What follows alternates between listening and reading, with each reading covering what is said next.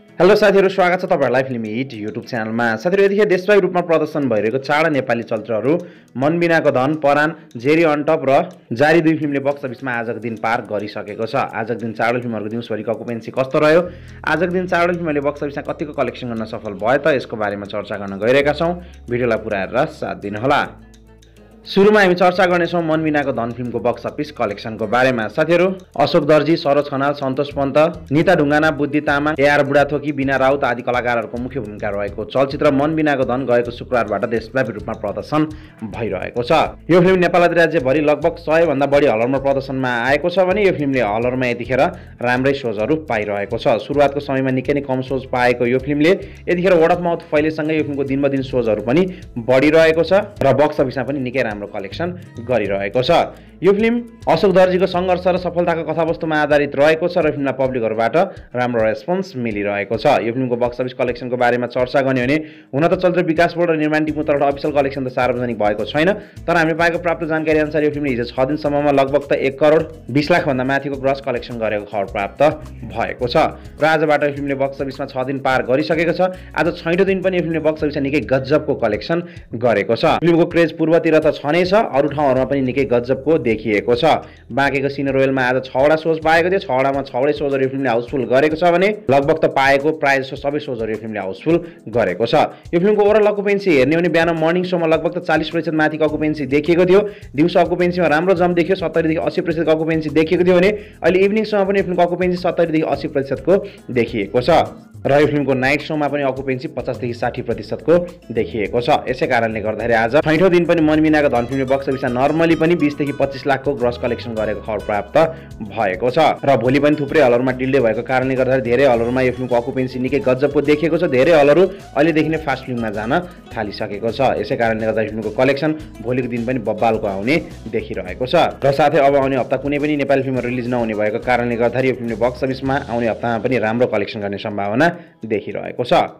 अब हामी चर्चा गर्नेछौं परान फिल्मको बक्स अफिस कलेक्सनको बारेमा। साथीहरु, निर शाह, मदन कृष्ण श्रेष्ठ, पूजा चन्द, महेश त्रिपाठी, के अधिकारी, अञ्जना बराइली, बुद्धि तामाङ आदि कलाकारहरूको मुख्य भूमिका रहेको चलचित्र परान यही कार्तिकको 14 गतेबाट देशव्यापी रूपमा प्रदर्शन भइरहेको छ। यो फिल्म नेपाल राज्यभरि लगभग 130 वटा जति हलरमा प्रदर्शनमा आएको छ भने यो फिल्मले हलरमा यतिखेर बम्पर सोज पाइरहेको छ। रिलिजको पहिलेदेखि नै कम सोज र साथै निकै कमजोर ओपनिङ गरेको यो फिल्मले 13औं दिनसम्म आइसक्दा नेपाल राज्यभरि भएको मल्टिप्लेक्सहरूमा मात्रै 206 वटा भन्दा बढी सोजहरू पाएको छ। धेरै नाइट सोहरू पनि थपिएको छ।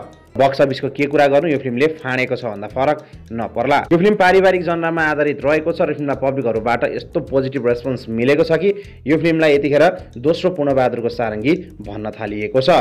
पोजिटिभ वर्ड अफ माउथकै कारणले गर्दाखेरि दिनबदिन फिल्म हेर्ने पब्लिकहरूको उपस्थिति हलमा बढिरहेको छ।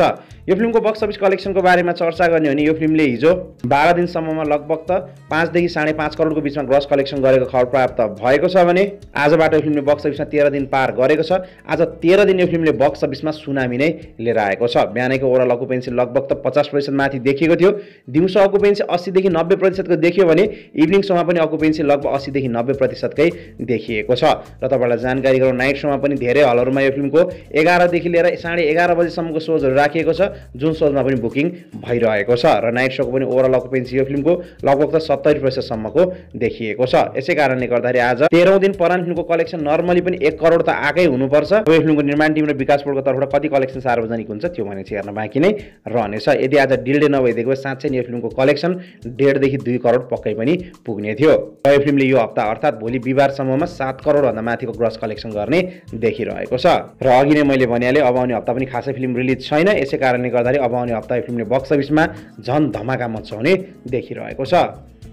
अब हामी चर्चा गर्नेछौं जेरी अन टप फिल्मको बक्स अफिस कलेक्सनको बारेमा। साथीहरु, अनमोल केसी, जसिता गुरुङ, आँचल शर्मा, भुवन केसी, केदार घिमिरे आदि कलाकारहरूको मुख्य भूमिका रहेको चलचित्र जेरी अन टप गएको असोजको 31 गतेबाट देशव्यापी रूपमा प्रदर्शन भएको छ। यो फिल्म नेपाल राज्यभरि लगभग त 150 भन्दा बढी हलरमा प्रदर्शनमा आएको थियो भने यो फिल्मले हलरमा निकै गजबको सोच पाएको थियो। तर यतिखेर यो फिल्म चौथो हप्तामा चलिरहेको छ र अहिले चौथो हप्तासम्म आइसक्दा यो फिल्म लगभग त धेरै हलहरूबाट निस्किएको छ। फिल्म जति पनि हलहरूमा चलिरहेको छ ती हलहरूमा यो फिल्मले एउटा देखि दुईटा सोज पाइरहेको छ, तर पाएको सोजमा अकुपेन्सी चाहिँ राम्रो देखिएको छ।